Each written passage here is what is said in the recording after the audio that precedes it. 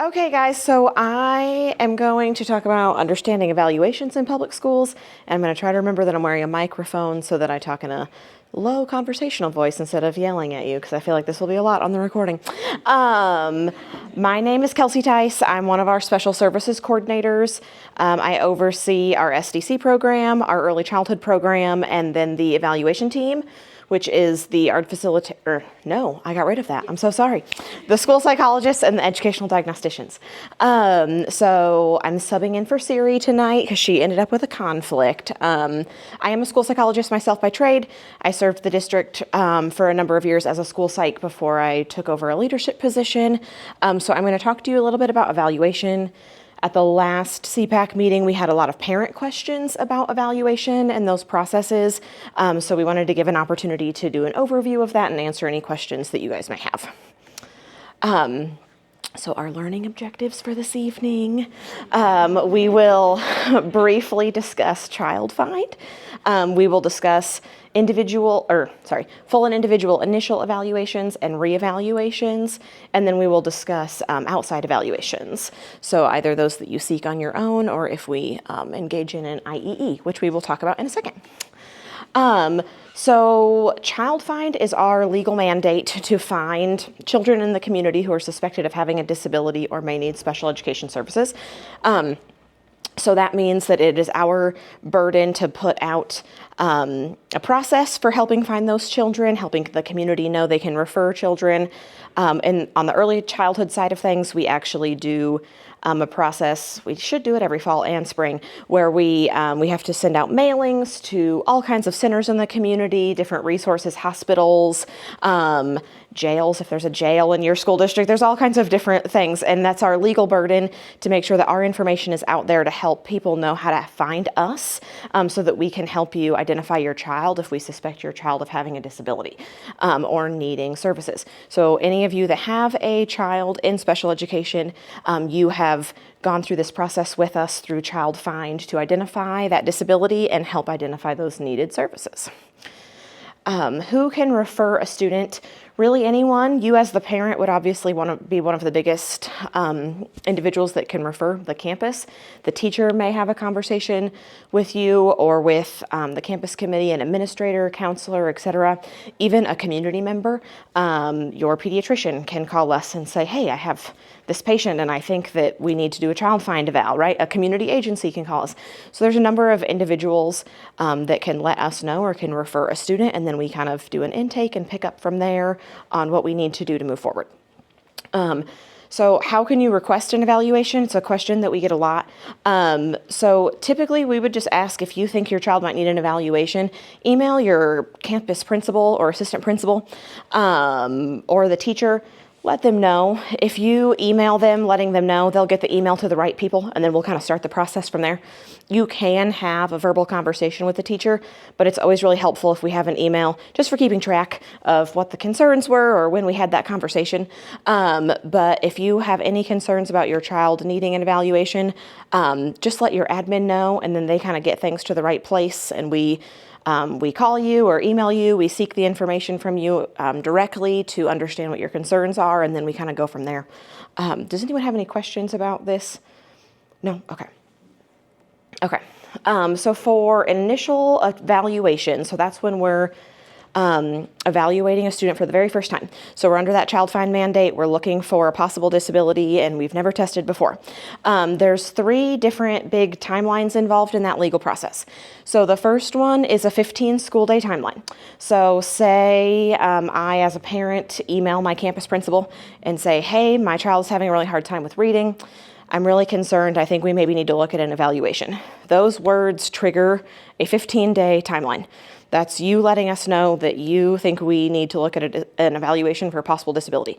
We have 15 school days to get you an answer. That answer can either be, hey, we agree and we'd like to evaluate your child. Here's consent. Let us tell you about the process and see if you want to do it. Or it could be, hey, We actually have a lot of data to the contrary.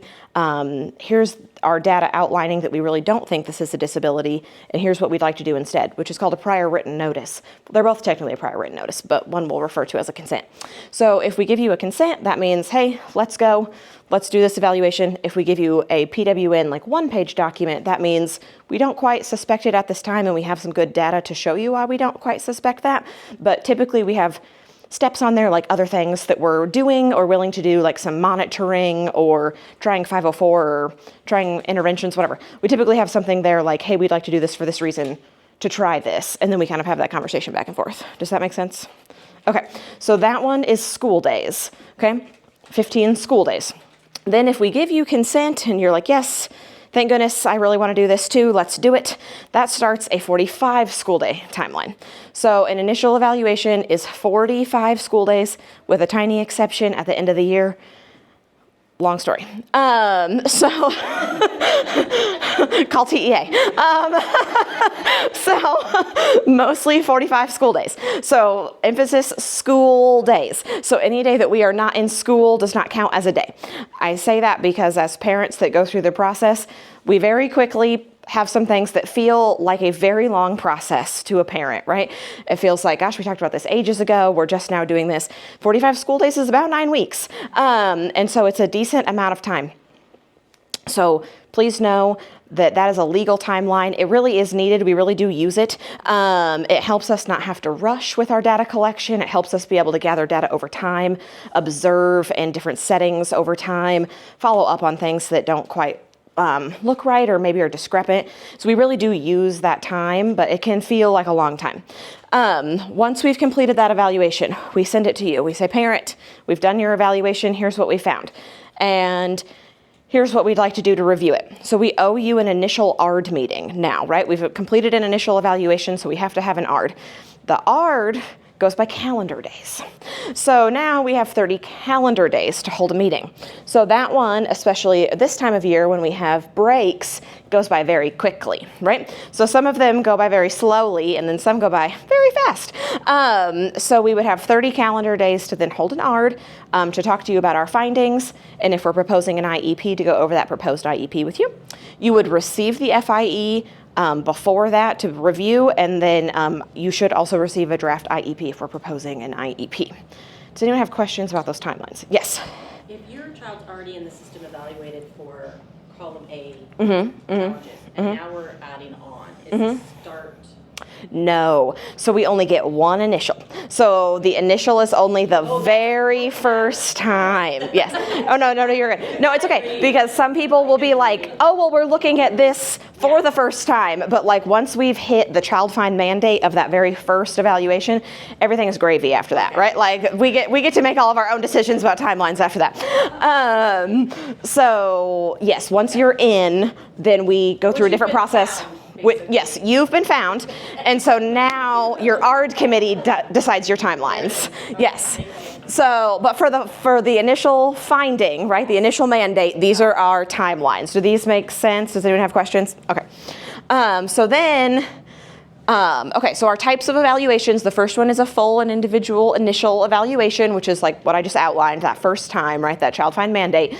Then after that, anything after that is called a reevaluation, no matter what we're looking at. So a reevaluation, like I said, anything after the initial, we have to do one legally every 3 years. We can do one at any time for any reason, so you don't have to wait for 3 years. And it can be requested to update information, look at different eligibility, look at related services. There's a number of things we can look at. We may also be requesting because we want to dismiss or think that dismissal might be an option, right? Sometimes we think dismissal could be on the table, but we want to have some like robust data for that, so we'll request an evaluation ahead of that to consider it. Does that make sense? Okay. So who does an evaluation? They're done by a multidisciplinary team, and that multidisciplinary team depends on the scope of the evaluation. So part of it could be disability dependent because we suspect X disability. Dyslexia is a great example because we have to have a dyslexia teacher participant in that process. So if we look at dyslexia, there's always going to be a dyslexia teacher involved, right? If we're looking at autism or an emotional disability, you're always going to have a school psychologist. So certain things trigger certain people to be on the team, and it just depends on what we're looking at and why. Does anyone have any questions about the team? Okay. So what's included in an evaluation? So a full and individual initial evaluation, our legal mandate is to look at all suspected areas of disability. So they can be pretty rough. That also, not rough, robust is what I meant to say. Sorry. So sorry. Robust. Depending on what we're looking at and what we need, we might be doing a lot of things. And when we do them for the first time, they're typically pretty in-depth, right? So we might have a lot of different pieces on the initial side. We might automatically suspect that we need speech or OT or an FBA or something like that. So we might have a number of players at the team, and we might have a really big evaluation. Once we get to a reevaluation, what's included depends on why we asked for it, right? So it starts to get a lot different. So we do what's called a READ, which is a review of existing evaluation data. And we do those sometimes in an ARD, sometimes not. To alleviate ARDs, in this district, we allow just a standard triennial consideration to be done outside of an ARD. So you'll get an email or a phone call from your lovely evaluation personnel saying that we need to plan your child's 3-year reeval. If it's a special situation, like, hey, this has come up and we now think we need to look at counseling services, we call an ARD to discuss that, make sure everyone's on the same page, assess any elements of the IEP that might need to be adjusted in the interim, and then we ask for that evaluation. So the 4 reasons listed here are reasons why we evaluate. This is straight from the state. So we evaluate if we think the student has another disability that we haven't identified. We evaluate if we think that we need to determine if they continue to need special ed or related services. We evaluate if we need data to determine their present levels, which we would want to specifically define what data that was and what our questions were so that we get the right data. And then lastly, we evaluate if we think there needs to be modifications to the IEP in order for them to meet their goals. So obviously those second 2 are kind of broad, so there could be a number of reasons why we might be gathering that data. But the first 2 are pretty clear, right? If we're looking at changes in disability or changes in service. And then the other 2 are kind of like, we need additional data to help them make progress towards X area. And we would outline that as an ARD committee and determine what data we wanted. Do you guys have questions about the reasons why we evaluate? No? Okay. So, but to answer your question about like you're in and then you want to do something else, so then that's when we would just outline in the READ what data we want and why, and then we just gather that data that we asked for. Yeah. Okay, so a note about outside evaluations. Sometimes families go and get their own private evaluations as well, sometimes in conjunction with us testing, sometimes just because that's what they felt was right for their family. When you have an outside evaluation, we do ask that you share that evaluation with us so that we can review it before the ARD. Typically, families want us to consider implementing something or want us to see something about it, so we plan to have a meeting about it, but we just ask that we can see it beforehand so we can review it. ARD committees have to consider the findings of the evaluation, but we do not have to adopt them. Sometimes outside evaluations and school-based evaluations just don't quite speak the same language. Sometimes recommendations are coming from maybe more of like a medical model or something like that instead of like an educational model where maybe we address a need in a different way. We do have to consider those, have a conversation, and have legitimate reasons why we are or are not like going to adopt a certain thing. But it doesn't necessarily mean that we just take this and then stamp this into the IEP, right? So there's kind of a conversation about it. Like I said, the ARD committee may decide to take recommendations and include them in the IEP. We also may say, hey, we see these findings from here and we do see your point. We think that we need some school-based data about this. And so we might say we'd like to do some evaluation here and consider this, right? So it's kind of up for conversation, up for discussion, and we typically will have an ARD to talk about that.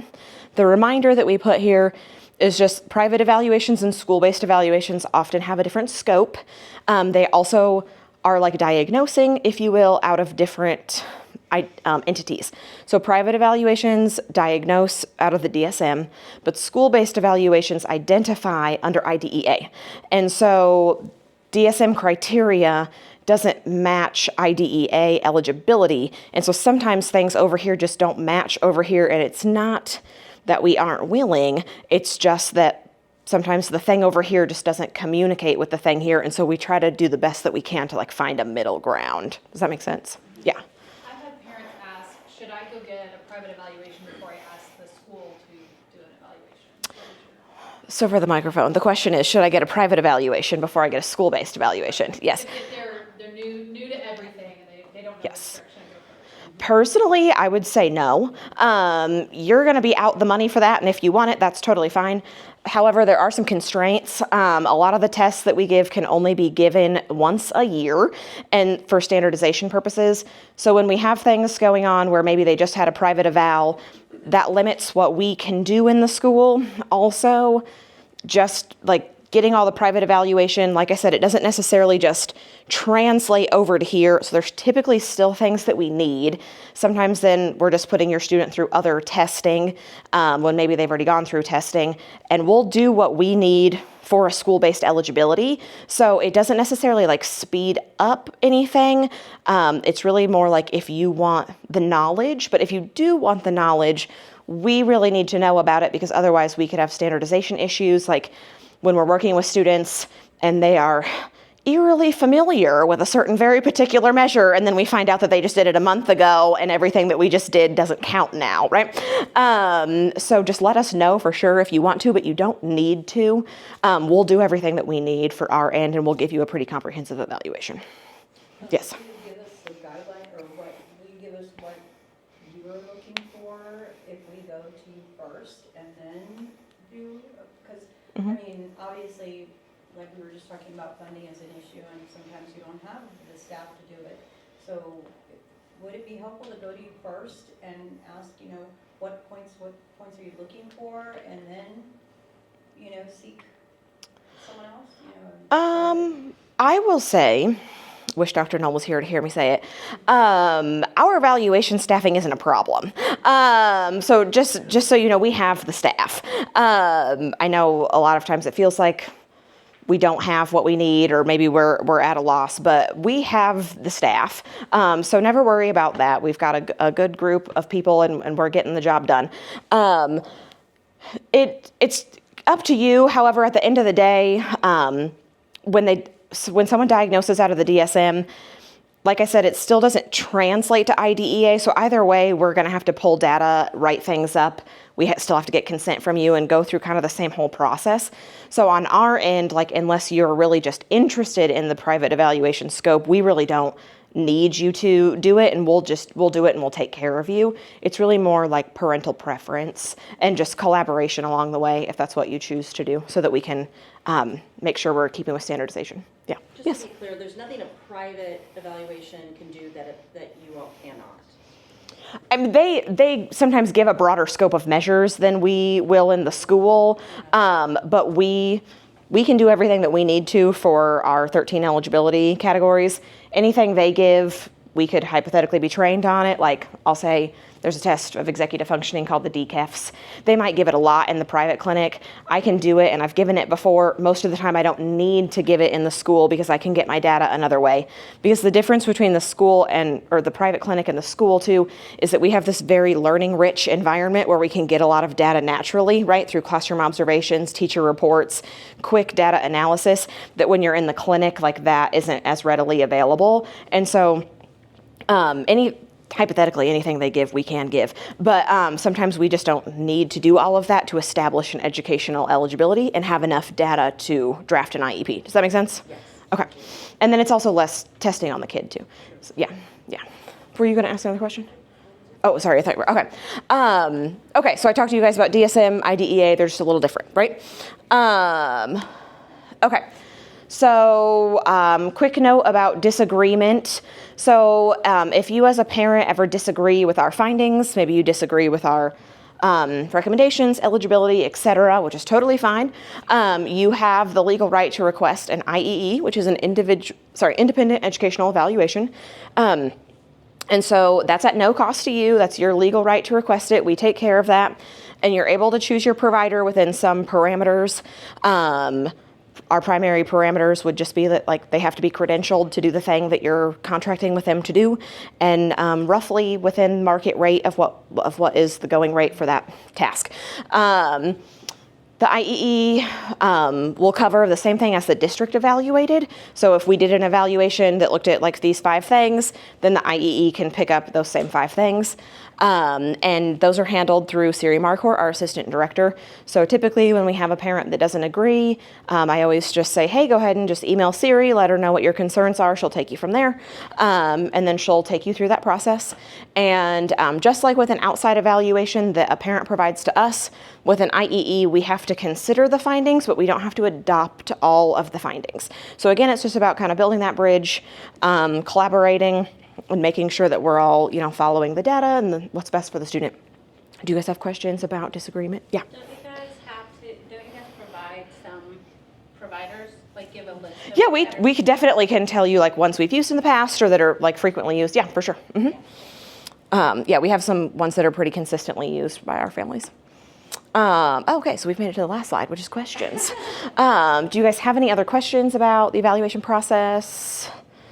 Yes. Sorry, one more question. The last one, it says, if you disagree, Mm-hmm. what if you're just uneducated about what your child, if you just want a second set of eyes? Okay, that's a good question. So an IEE is really for disagreement, not for like second opinions. It's your legal right if you feel that like we got it wrong, kind of, right? So if you're like, I don't agree with this, like my kid does not have Pragmatic speech problem. a pragmatic speech problem. Great. I was trying to decide which one to use. Dina chose. My child does not have that. I do not agree. I do not want that eligibility. I want an IEE, right? So then you're like, I'm not down. I want an IEE.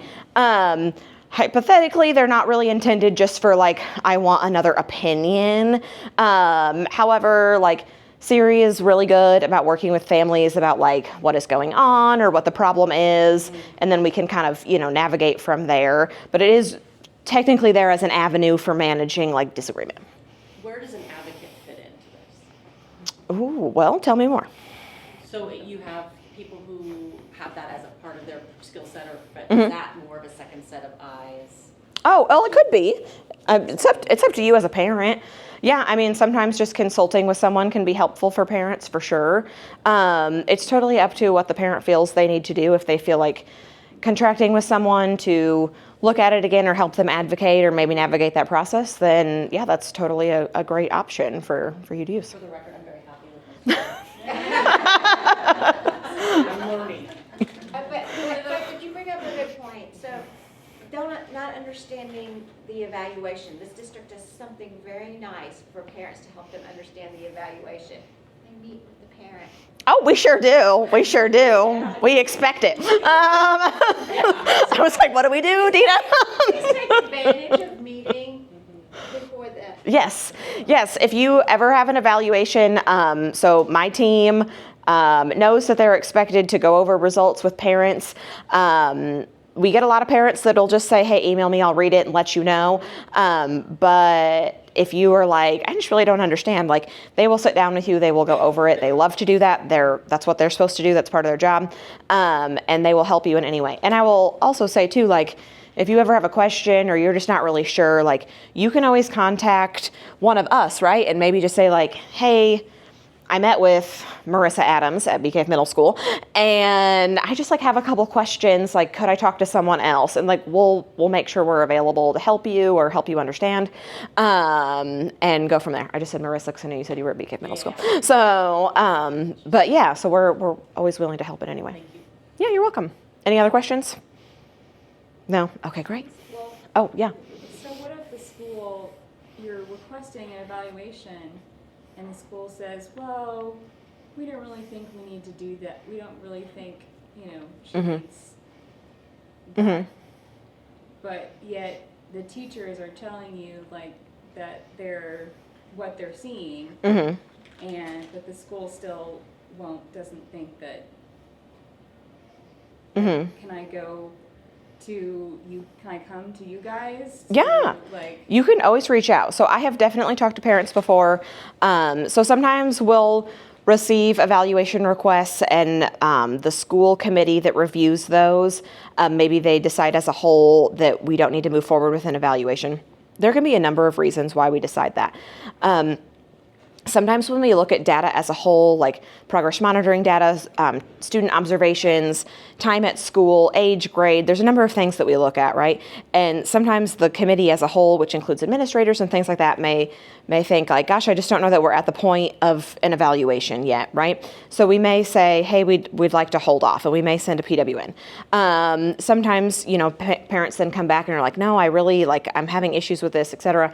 I have met with a number of parents, like when there is a point between the school and the parent where they're just not seeing eye to eye, to hear people out, provide a neutral opinion, see if there's something we can do. Sometimes through those meetings, we end up with like, you know what, we do need to offer you consent. We do need to move forward with this. And sometimes we're able to come to a different agreement where we say like, hey, maybe we just weren't all communicating the same thing. Like, here's what we're really trying to say, and like, here's our data for this. And sometimes the parents are like, oh, I get your point.